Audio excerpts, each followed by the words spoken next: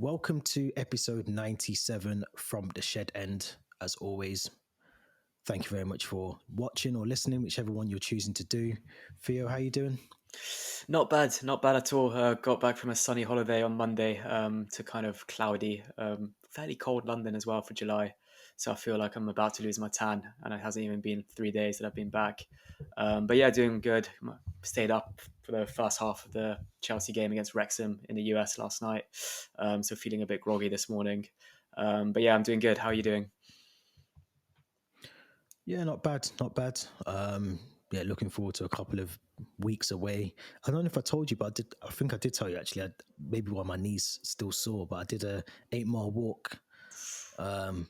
Yeah, it was a long walk a couple of weeks ago, which was good. It's good to get away. Obviously, not much football's been on, so always good to do other things away from football. But luckily, the football is back, as Theo mentioned, Chelsea Wrexham, which we'll talk about later on in the episode. But if you haven't already done so, please go and subscribe to the YouTube channel. Make sure you go to our Linktree link that's in the description as well. You'll be able to get all our podcast episodes, our social accounts as well, all there to follow and listen back to. But let's start with the transfers, Theo, because it's been a while. It's been a couple of weeks since we last spoke. I think Mason Mount was still at the club. Christian Pulisic was still here. Lukaku is still here, unfortunately, ladies and gentlemen, but we'll talk about him separately. But let's talk about Mason Mount first of all, because I think we kind of said on the last episode that if he does go, no one is bigger than the club, etc., etc. And he seems to have decided he wanted to move, wanted the new challenge. He's now a Manchester United player. What's your thoughts on that initially? Yeah, well, obviously, when he was still at Chelsea last season, I was desperate for him to stay. Now, if I'm completely honest, I feel like he's shown his true colours by going to United, particularly that video that was going around on social media of him with his father, Tony, in the United dressing room, kind of putting his hand around his shoulder, saying, this has always been our dream. It's amazing. And also just the way it happened. I didn't really appreciate the fact like he pre-recorded that video when he still had the blonde hair, which was obviously back from May or June. And that only kind of, he was probably sitting in his drafts waiting for the move to happen. And it felt like the tone of his voice just felt a bit numb as well, a bit robotic, almost like he was reading a script. No like kind of throwback picture posted on his social media, just that little pre-recorded video. And even from the Chelsea perspective as well, they posted just a little kind of copy of the Mason Mount is signed for Manchester United on a permanent deal. Whereas, or you look back at Mendy, Kovacic, Kante, Azpilicueta, they all got these 1 minute long tribute videos. So it felt like, from a social media perspective, it's just maybe we kind of weren't really willing to accept that he left, or even he left on kind of bad terms potentially.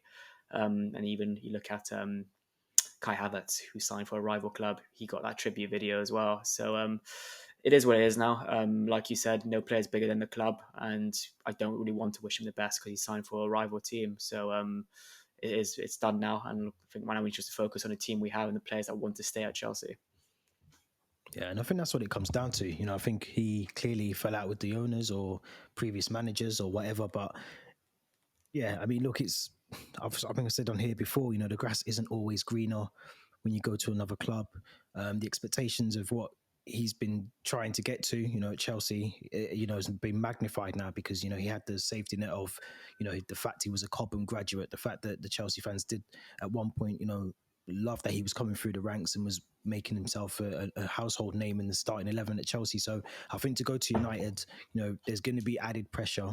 The fans aren't the Chelsea fans who will allow him to maybe have a couple of stinkers throughout the season back to back and then still back him after that. I think, United fans will want to see a top performing Mason Mount week in, week out. And I don't know if he can do that. So, good luck to him. He's going to need it. I think, at the end of the day, he's like you said, he's moved to a rival. But, I think for us, the fee I think was a bit. I expected a bit more in terms of the fee, maybe because of the fact he was on his last year of his contract. Is why it was the fee it was. But I think we speak on here sometimes about English players moving to other clubs, especially other English clubs. You expect we've just seen Declan Rice go to Arsenal for 105 million. So I mean, what do you think about the fee? Do you think the fee was the correct fee in terms of what we sold him for, or do you think we should have expected a bit more? I think, like you mentioned, you could maybe expect it close to 75, maybe 80. You look back at Eden Hazard when he went to Madrid, he went for 100 million or over 100 million, and he had a year left on his deal. So you add in that kind of going from one English club to another, it easily kind of bumps up the price by 10 or 15 million.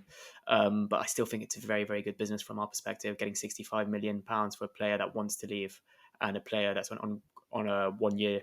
He's got 1 year left on his deal, so it's good business from that perspective. Especially, you kind of combine that with all the other fees we got for Havertz, Kovacic, Pulisic, Loftus-Cheek, and we're close now to that 200 million mark. And I think there's maybe still a couple that will be sold in the likes of Lukaku, Ziyech, Aubameyang as well. I think it's been linked to Marseille on a free transfer. But no, I think we've done really, really good business, particularly with our kind of outgoings this summer. I know how we needed to sell a certain amount of players in order to so yeah, very good business from our perspective, and we sold really well. And like I mentioned, there's a few more players that we can still expect to leave and collect some money for.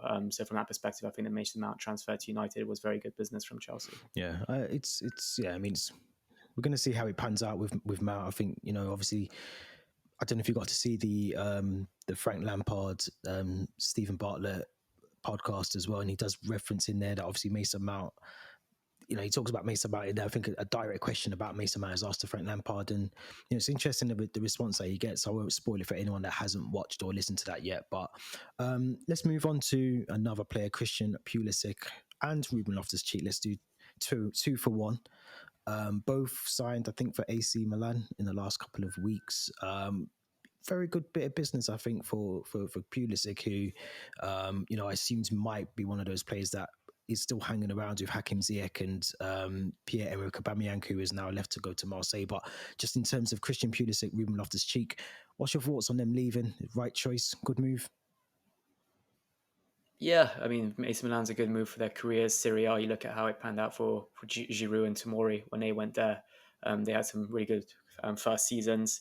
Pulisic's obviously a big blow in terms of how the expectations we had when he first joined in that first season under Lampard, and particularly that period during COVID. He was sensational, absolutely sensational. And before that kind of injury in the FA Cup final, when he pulled his hamstring after he'd just scored as well.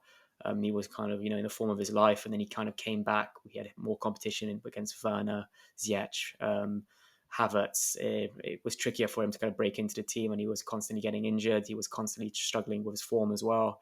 But I mean, some players scored some very big goals for us. You look back at that goal away to Madrid in the Champions League semi-finals. Equaliser, I think it was against Liverpool. The solo goal against City.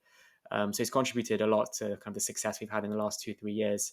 But it felt like it was that right time for him to kind of just go somewhere else and play his football, which he seems to do so well when he's kind of getting the kind of backing of the manager and a consistent game time, like we saw at the World Cup of the USA. Loftus-Cheek as well, kind of one of those ones that's been at Chelsea all of his life and never really looked like that same player since recovering from that ACL injury that he had if he faced in that preseason, not even preseason, like mid-season friendly before the League. So yeah, but when he was kind of called upon, he always did a decent job. Another player that I think we could have potentially kept just to have that depth in midfield. I mean, I'm sure we're going to talk about it in a bit, but I'm looking at our team right now. There's just no kind of bodies in midfield. We've only got Enzo as our natural CM, maybe Chukwuemeka, Caicedo, who are being linked to, but Brighton are holding off for 100 million, which seems like ridiculous money.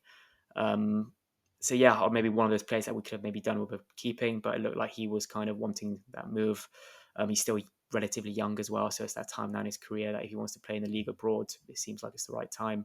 But yeah, two players for me that we can wish them the best this time, and I'm looking forward to watching him in the Champions League with Milan next year. Yeah, I'm happy for Ruben, 100%. I think I've said on here many times before that I think he's one of those players that needs to make a choice whether he wants to be a bit part player at Chelsea, whether he comes in, he plays a role at right wing back, and clearly Pochettino doesn't have that system in mind in terms of using the wing backs as and three centre backs. It's more of a 4-2-3-1 formation, which I think he's going to try and adapt for this season. But I think Ruben Loftus-Cheek was at crossroads, and I think he's made the right choice in going even abroad or even another team in England. I think he would have made the perfect choice to go there, cement himself as a first team player. You look at Tomori, who's gone to AC Milan and done that. He's done really well there as well. I'm looking forward to seeing what he can do. I think that league will suit him very well in terms of his strengths and what he can bring to their club as well. Sad to see him go. Another player that's come again through the ranks and obviously worked his way through the youth system and got himself into the senior squad. But I think he'll do well in Italy. Christian Pulisic, I'll be honest, I'm happy. I'm happy to get him off the books. I think his attitude sort of very much like Lukaku, very much like Mateo Kovacic last season, Hakim Ziyech. You probably find that they're probably the more disruptive players in the dressing room under Graham Potter, under Frank Lampard.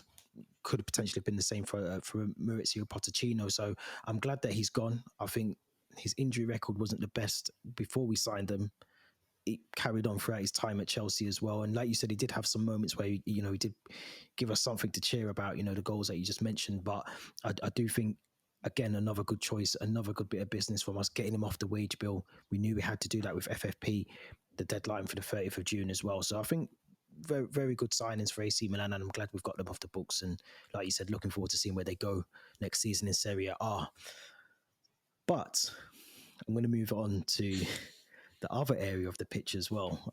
Now, I'm going to get this out of the way now because it's the elephant in the room, isn't it, really? But I mean, we've signed Nkuku. We've brought Nicholas Jackson, who I thought really, which we'll talk about for Wrexham, but I thought played really well yesterday. And obviously we've let David Datro Fofana go on loan again, who scored a brilliant goal yesterday for his loan club. But we look at the strikers that we are looking at now. Obviously, Armando Broja is going back from a big injury that he picked up last season in pre-season. I don't expect to see him maybe till October, November at the full strength, 100% capacity. We are very thin on the ground. You just mentioned midfielders, but more so, I think, in the striker department. Lukaku is still there. He's back at the Cobham. He's back training with the club. But if we do sell him, and I believe Juventus have backed out of the race for him now, so it is literally just a Saudi club that might go for him, unless Inter re-enter the negotiations. But if we do end up keeping him, what is our solution? Do we just make sure that we loan him out somewhere again, or do we try and sell him for even a cut price just to get him off the books, the 300 grand a week wages? Or and can we rely on Nicholas Jackson as well, to lead the line? I think that there's no chance Lukaku comes back to Chelsea and plays a part for us. Last season, you mentioned all those disruptive players last year at Chelsea, and Lukaku is one of them. He is disruptive. There's these kind of rumours that he was negotiating with Juventus a week before the final that Inter Milan had against Man City in Istanbul, and that really pissed off the Inter Milan ultras, who are now kind of at the training ground chanting bad things about his name and saying that you're not welcome here. You kissed the badge of every club you played for. So yeah, for me it's a tricky one now, because it seems like he's burnt all bridges with all the teams he's played for, or kind of was hoping to play for in Juventus. So I think now it's just up to him to make a decision on what he wants to do with his future.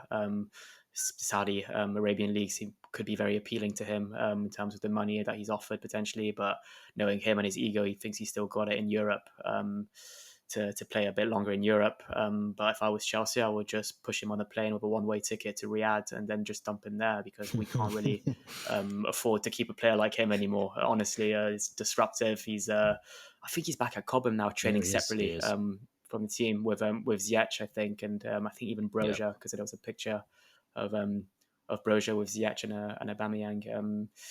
But yeah, we are fairly thin in the kind of striker department. I did like the look of Nicholas Jackson yesterday, and Nkuku as well, a very well taken goal.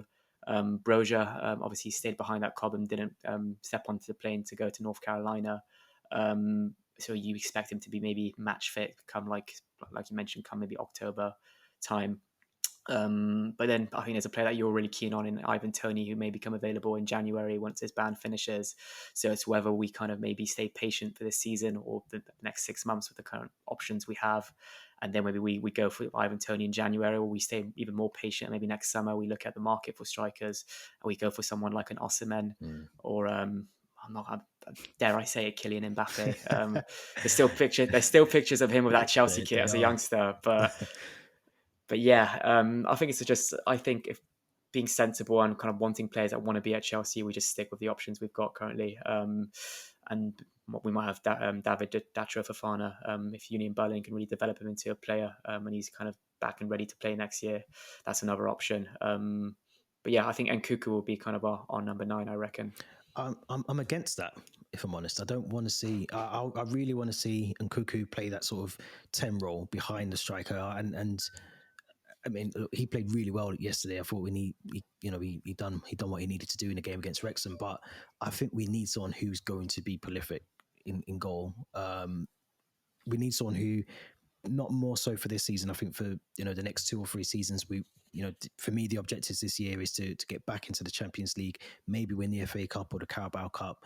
But I want us to get a striker and think for next season already. I think we need to get someone, Osterman, who you just mentioned, or I mean, Ivan Toney for me would fit that profile. He loves the league. He can take penalties. He's confident in front of goal.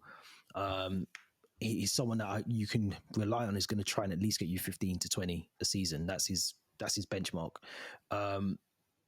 Now, Nicholas Jackson for me has a really good opportunity from now until January to prove that he's the one that can lead the line, can play number 9. I think if he can do that, then it solves a problem. If he can't, it gives us an opportunity to test Brentford's resilience to see if we can actually prize him away from Brentford, bring him in. But he has to be able to then develop as well. I don't think we just bring Ivan Toney in and he just stays where he is. He has to then go up to another level. He'd be playing hopefully in the Champions League, the big boys, the big leagues. So I think for me, if we do bring someone of that caliber, an Ivan Toney who has never really played European football, he has to step up as well. So I mean, I'm content now. I'm happy to see Jackson. I'd like to see, based on what I saw yesterday, albeit against a League 2 opposition, Wrexham, but to see him, given the opportunity. And I think the fact that Fofana's gone on loan, the fact that Marseille have now signed Pierre-Emerick Aubameyang as well on a 3-year deal, I think it is. So the fact that we are still thin on the ground tells me that Pochettino's got some sort of trust. He's obviously seen something within Jackson's time at Villarreal to warrant him staying and warrant him being in the club. So we'll have to see. But I agree with you about Lukaku. I think he's got no option now but to leave the club. I don't think the fans would have him back. I think one of the reasons why we got rid of the likes of Kovacic, why we probably got rid of Koulibaly, why we got rid of Mendy's, because and obviously Hakim Ziyech will be one of those as well. Because I don't think Pochettino wants anyone at the club that doesn't want to be there or is going to be disruptive. And Lukaku is the prime instigator of all of those things. So I think he'll be moved on. I think a club will come in for him, whether that's deadline day or the next couple of weeks or so. But someone will come in for Lukaku because he wants to play football. There's obviously international tournaments coming up. He needs to be playing football regularly as well. So I think someone will come in for him. It's just a question of who, in my opinion. Yeah, no, I agree. We want players that want to be at Chelsea. We don't want players that are going to be disruptive in the dressing room. Like I kind of said, I think we're content with the options we have currently, and I'm looking forward to seeing Nicholas Jackson. I know we've been also linked to Vlahovic, but I think that's maybe phased out a little now, and he looks like he's going to sign for PSG. I think you say that. You just mentioned ultras before. I don't know if you've got to see what the PSG ultras have said to him as well. No, I haven't actually. Yeah, no. They said they'll chop his 3 fingers off if he joins for PSG. I don't know the behind story of that, but I was reading, I think a couple of days ago, that the ultras, very similar to the Juve ultras to Lukaku, have said something similar to him as well, to Vlahovic. Don't join PSG, otherwise it's you'll be a few fingers missing. So there's still scope. I mean, he's still young. I think he's only 22, 23. So, I mean, I wouldn't be against him coming to the club. But like I say, whoever we bring in, they've got to have a bit of experience of, banging the ball in the back of the net, 15 to 20 goals a season. To me, that's the benchmark. You look at Mitrovic as well. I think he's refusing to... He wants to go to Saudi, but Fulham won't sell for, I think, they said 50 million. 50 million or something. Yeah. Another player that I think could have done a job at Chelsea. Good player. But yeah, like I said, I think we're content with our striking options currently. Let's move on to the other side of our team, because news broke, I think 2 days ago, about Wesley Fofana, who will need reconstruction for an ACL injury. So this is if you're thinking of ACL injuries, a tear being down here, but a reconstruction being at the very top, this is probably one of the worst injuries you can get as a sportsman, as a footballer anyway. It's obviously come at the wrong time, but is there question marks now about Wesley Fofana in terms of his injury record? Because he's picked up 3 big injuries already whilst he's been a Chelsea player. You look back to the AC Milan injury, injured himself against Brentford in that sort of strange friendly that we had, and then came back in February and now he's out for the season again. So is there a question mark about his injury records? Is he going to be able to come back from this? This is a big injury. It's a huge injury, a really, really big blow for us. Going, we're only weeks away now from the start of the season, and we've lost one of our most expensive centre backs, one of our most promising centre backs as well. But yeah, his injury record really isn't great. You look back at when he was at Leicester, I think he missed an entire season out of an injury, and it looks like he's going to miss the entire next season with that ACL reconstruction, that surgery that he needs to have. So it's a big, big blow. You look at Badiashile as well, who's also been gotten injured recently, and he's going to miss the start of next season. It's looking likely. But yeah, you can just hope that we kind of just stay patient with Fofana and he recovers. But it is worrying in the way that him alongside maybe a Reece James or a Ben Chilwell, their injury records just really, really aren't great. And they're players that we really rely on for the big games.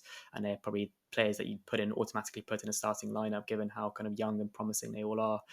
But yeah, hopefully we'll see he plays some kind of part next season, maybe around April, May. But I really doubt that's going to be the case.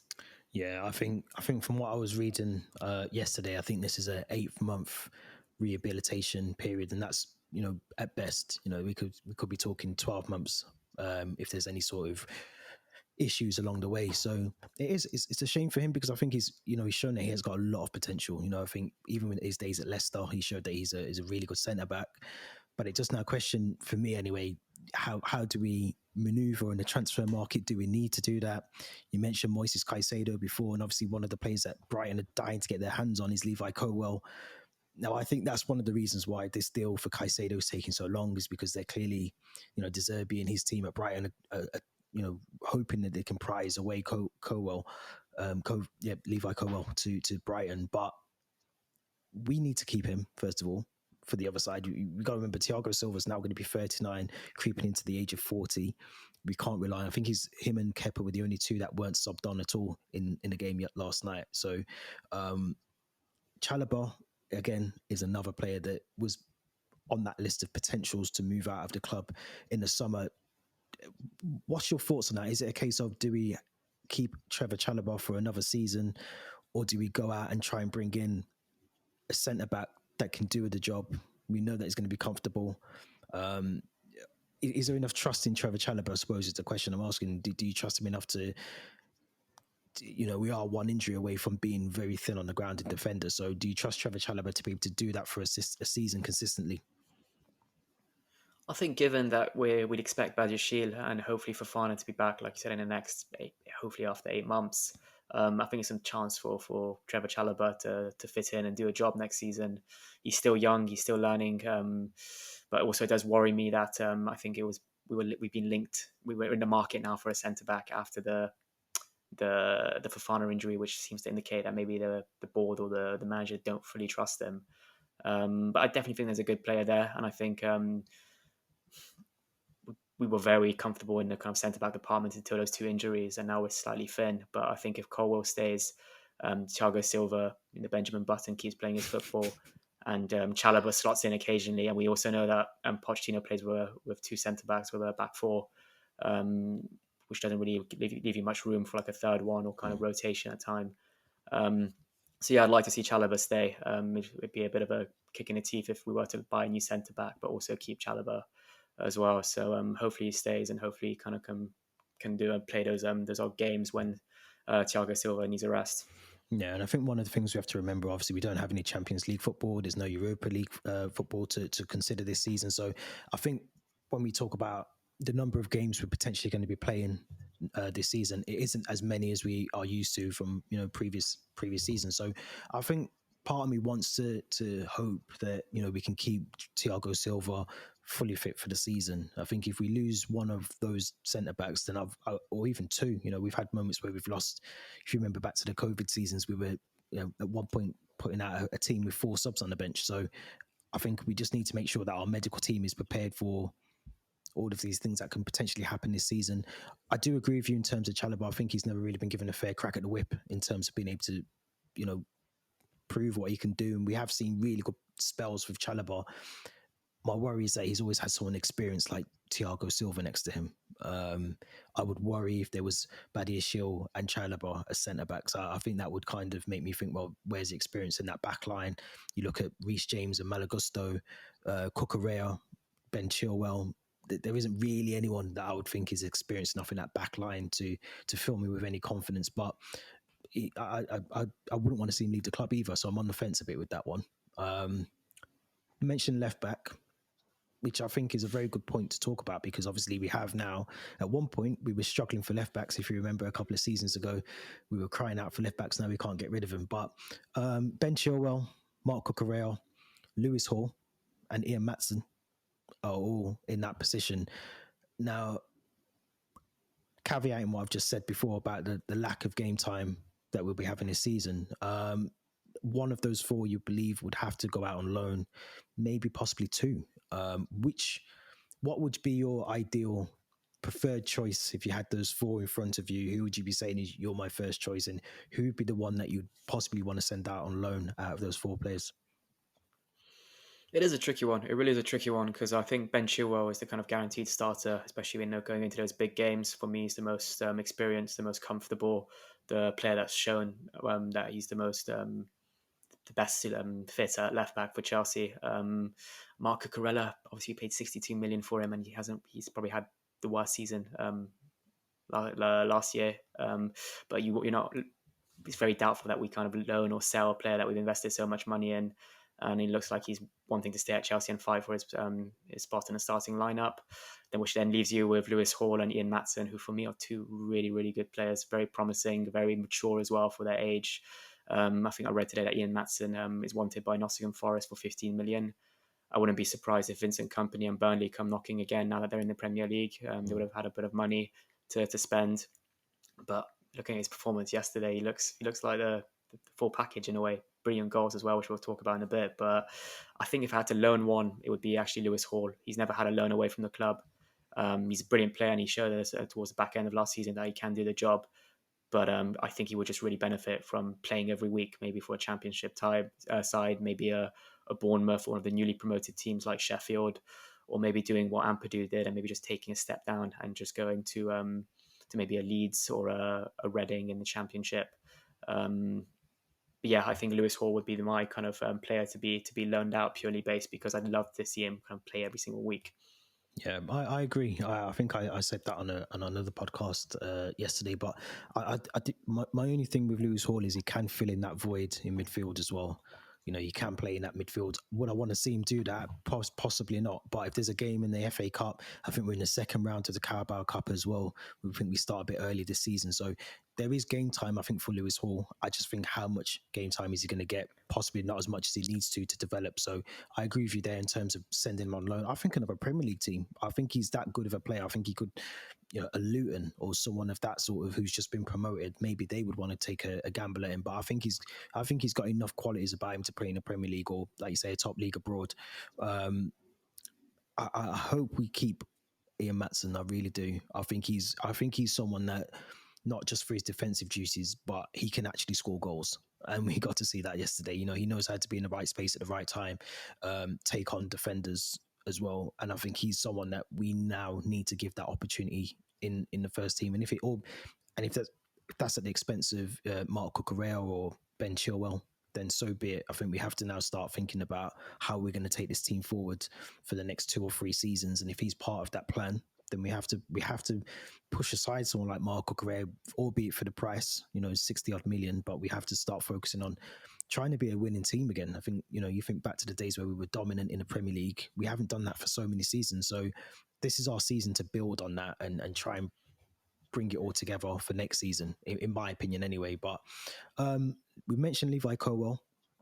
We sort of mentioned Moises Caicedo. We've mentioned our midfield is poor.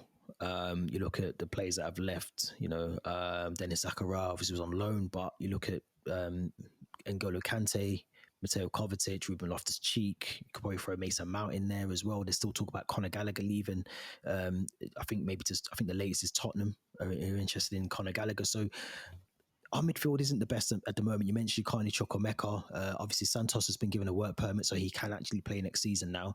But it just feels very, very light, doesn't it, in terms of trusting those youngsters to play in that role.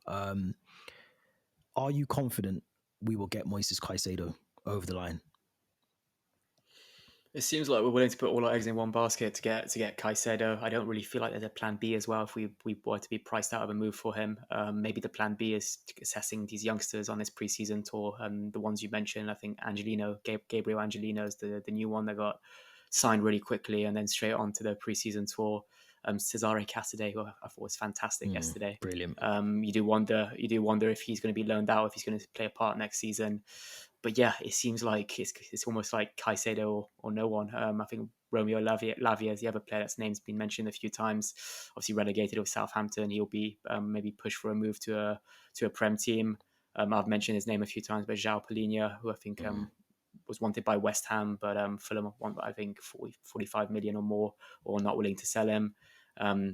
Edson Alvarez as well. His move to Borussia Dortmund seems to have fell through, so he's another option. But these are just players that their names haven't really properly been linked to Chelsea, but they're midfield players that are decent.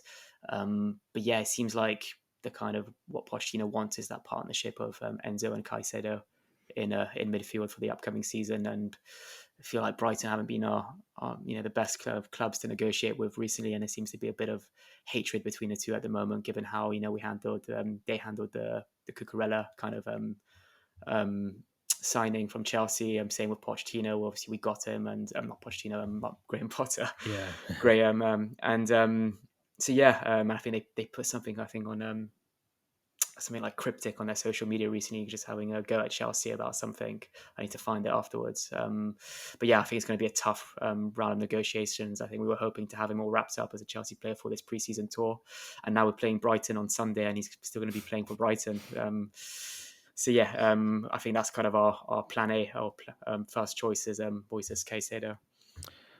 Yeah, I mean, it's interesting because I think at one point we were talking about McAllister possibly coming to the club, and I do wonder, can Brighton afford to lose Caicedo and McAllister in the same season? Now, they do have a really good recruitment strategy in terms of whenever they lose a player, they seem to magic one from somewhere who's just as good or if not better than the player they've just sold. So I do wonder if they can afford to do that in one window, possibly not.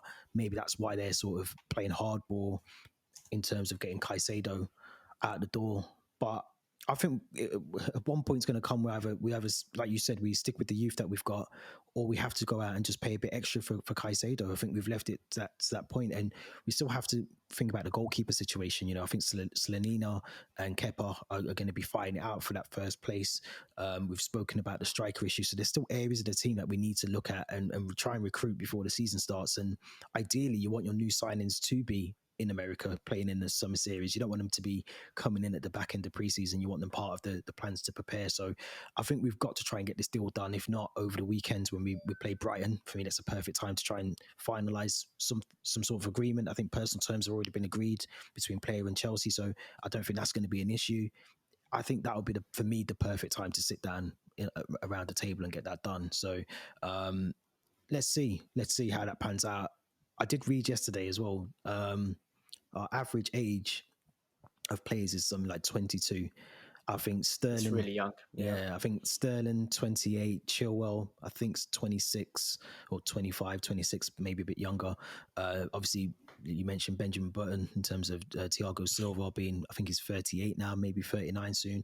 So we do need someone who's going to come in. I know Moises Caicedo, I think, is only 22, 23. So it does worry me that we bring in all these young players through, but there isn't really any older experience around the team. I suppose you look at John Terry, I know he's part of the academy setup, but maybe someone like him just being there to lend a helping hand. And obviously Pochettino's got his own backroom staff who I'm sure are capable of doing that. But it does worry me that there's a level of youth in the team and not a lot of older, experienced, Champions League winning, Premier League winning, international World Cup, top players, if you know what I mean. I don't mean the quality of them is not good. I mean just the experiences that they've had during their football career. Do you think that's going to be a concern for next season or this season? It is a bit of a concern. I was actually thinking about this when I saw that picture of all the players on the plane on their way to the US.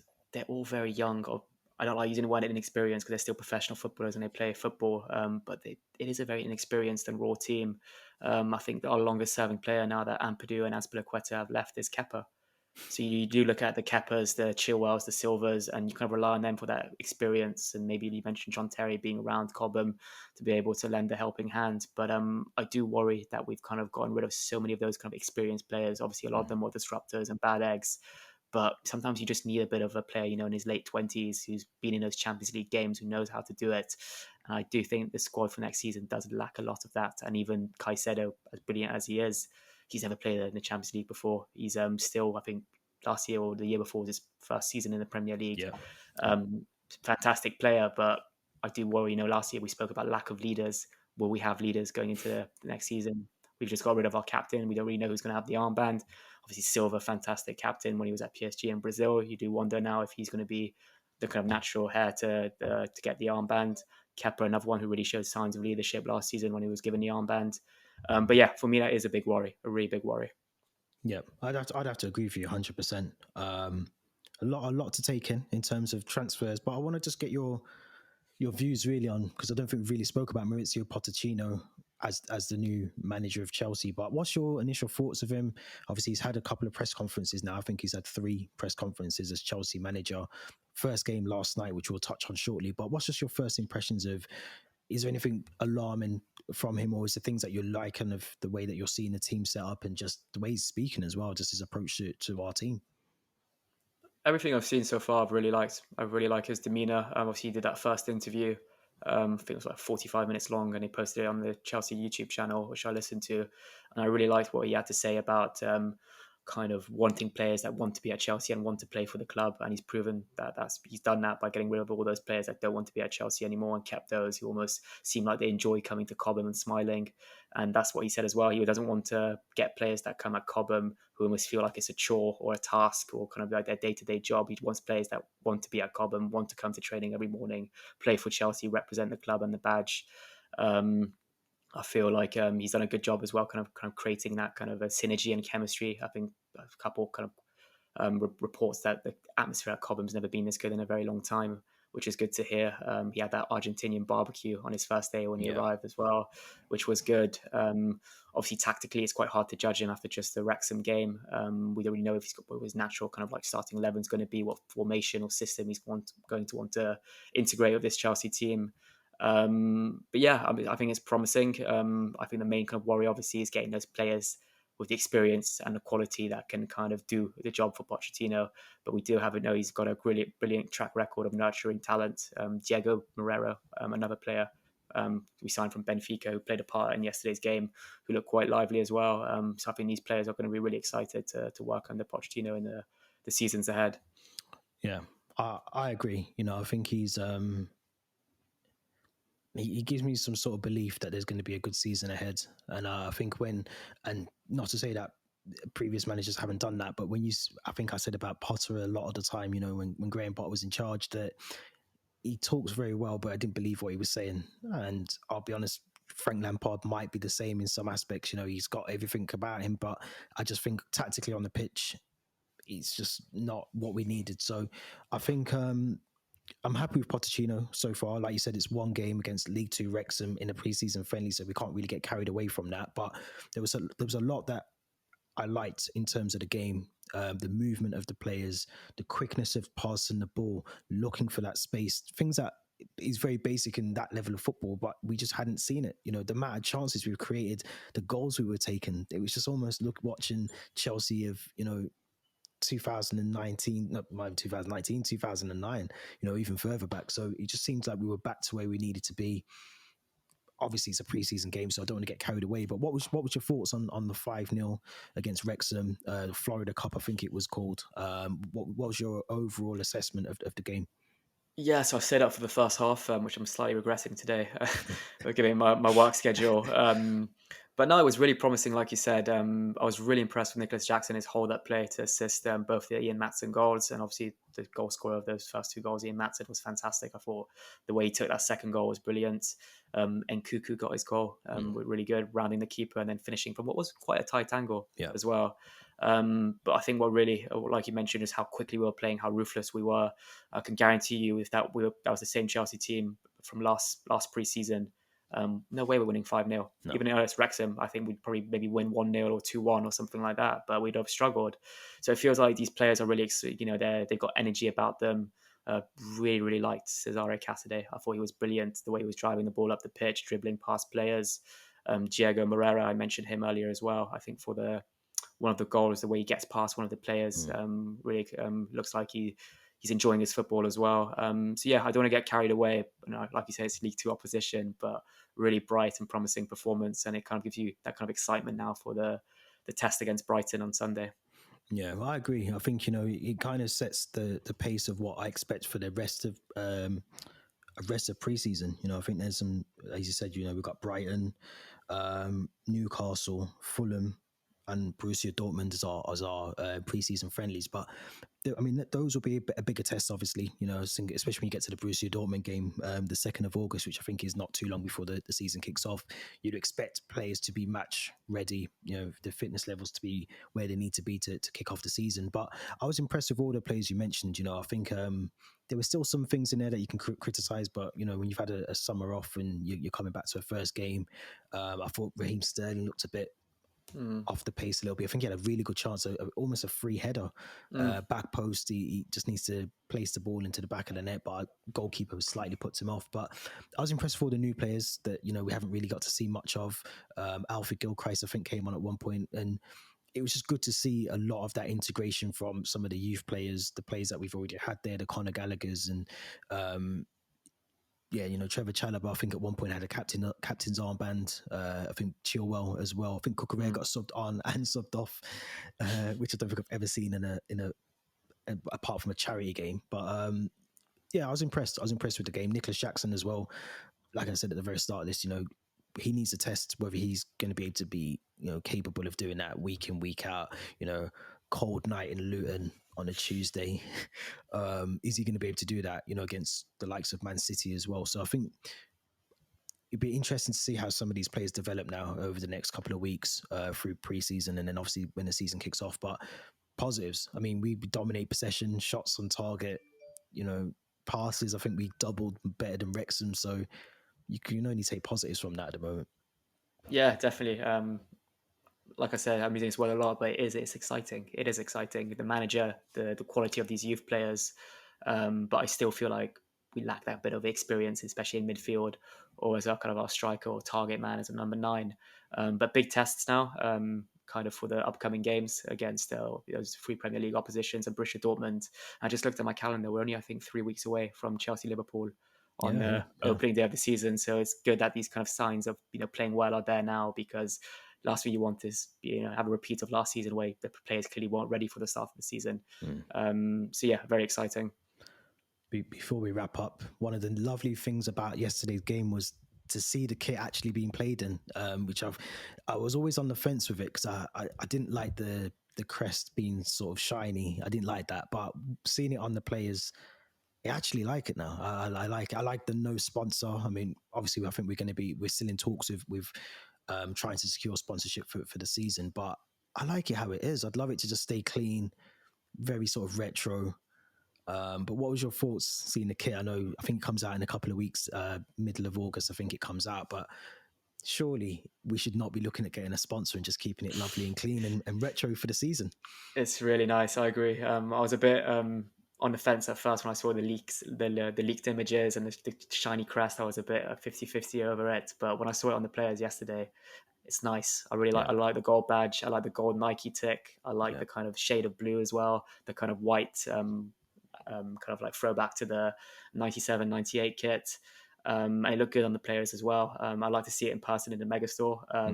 But you just know somehow that a few of them without this, the kit sponsor, maybe knocking around on eBay for a couple £1,000, you wouldn't be surprised that people would really pay that money for like such a nice kit without the shirt sponsor. But fingers crossed now, whichever kit sponsor we get does a kit like that justice. Doesn't ruin it. Doesn't ruin it, exactly. Because I think that would be my kind of big decision, driving decision to purchase it or not. Yeah, it looked nice. It looked good, and obviously, if anyone hasn't, check out all the training wear as well. That's all on the Mega Store now. That's available. So either way, I think I'm going to buy it. I think it's one of those kits that unless it's something, I don't know, ridiculous, like a stupid sponsor that I just don't agree with, then yeah, I wouldn't buy it. But I think it's got me. It's got my money already. You may be happy this time if we get an ugly sponsor that it comes off in the wash. Yeah, do you know, I've literally was looking at my kits and there's not many now where they're in pristine condition. My black one, my black one's, It's peeling off there. Yeah, my black one's literally not even wearable anymore. I'm scared to wear it, so it's like been put away, which is one of my favorites. If you go back to one of our episodes, I think we speak about our favorite kits. But all the official online store has got all the training gear for this season as well. So go and check that out if you haven't done so already.